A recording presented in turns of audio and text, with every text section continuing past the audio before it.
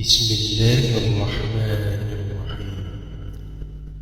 يسألونك عن الأنفال قل الأنفال لله والرسول فاتقوا الله وأصلحوا ذات بينكم وأطيعوا الله ورسوله إن كنتم مؤمنين. إنما المؤمنون الذين إذا ذكر الله وجلت قلوبهم وإذا تليت عليهم آياته زادتهم إيمانا وعلى ربهم يتوكلون. الذين يقيمون الصلاة ومما رزقناهم ينفقون أولئك هم المؤمنون حقا لهم درجات عند ربهم ومغفرة ورزق كريم.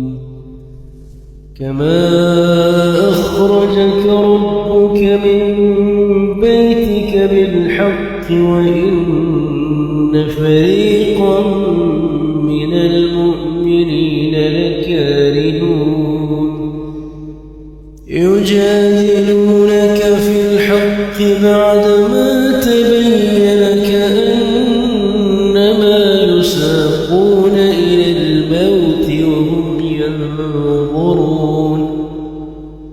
وإذ يعدكم الله إحدى الطائفتين أنها لكم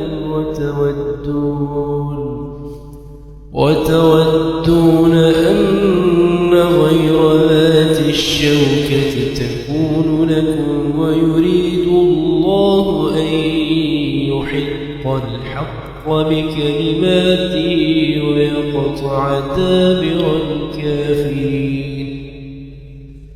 ليحق الحق ويبطل الباطل ولو كره المجرمون.